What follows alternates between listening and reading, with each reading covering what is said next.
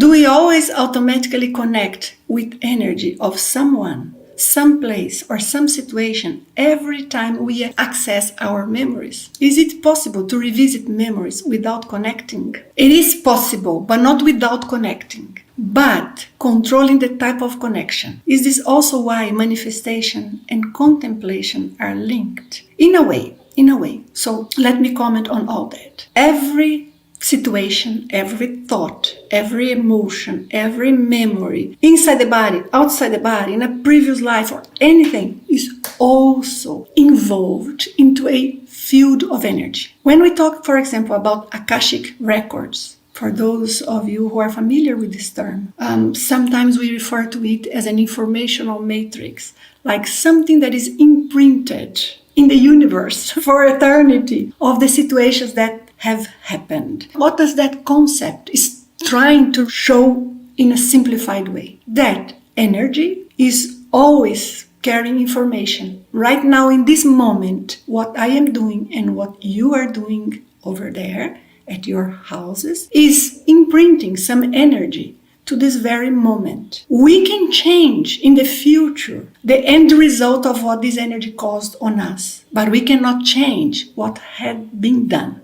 So, one situation that was impactful with a lot of energy, that will always be recorded. But how we connect with that, this can be changed. But not because the event was changed, but because the way we connect was changed. So let's say there's a certain information, egregore or holotocin, for those who read my book and you are familiar with this term. So there is a certain holotocin, an energy involved, a memory of the past. When you think of it, you reconnect. Will there be persons, spirits involved in the energy you connect with? Not necessarily. There were persons, spirits who participated in that event. Even if it's, I remember when I was alone in a neighbor's house that was perhaps empty, and I sometimes would sneak in there. You were physically alone. You were not alone multidimensionally speaking. So always when you connect with that energy, there will be the connection with the information, with the energetic information imprinted there. Does it have to affect you?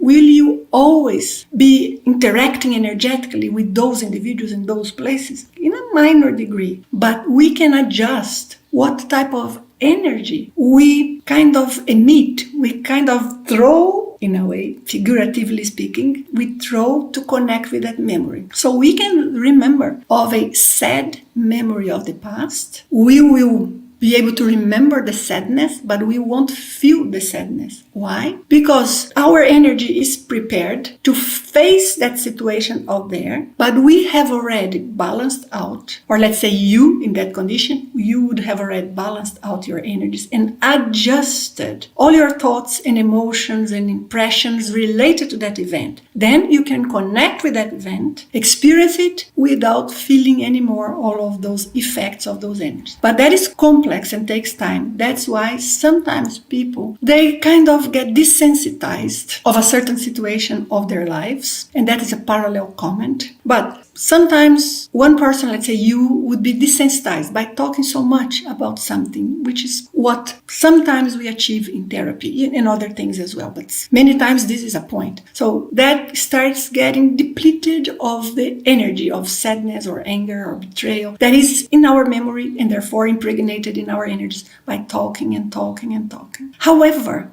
the root is still there. So the person can talk about the subject, but the energetic information is still there. And sometimes that energetic information being there, some non-physical presence, some spirits can end up coming and connecting with the individual. So there may be encounters inside the body and outside the body, situations of life, synchronicities, events, good luck, bad luck, a good night of sleep, a bad night of sleep, good health, bad health, good humor, bad humor, to be in a good mood or in a bad mood. All of that may be related with this information that is still impregnated in one's chakras, in one's energy. However, in terms of their memory, things are lighter. So we need to work with energy as well. So in other words, yes, we always connect, but not necessarily the energy coupling will bring that reality of the past in the same intensity because we change. The connection, us, and that event of the past,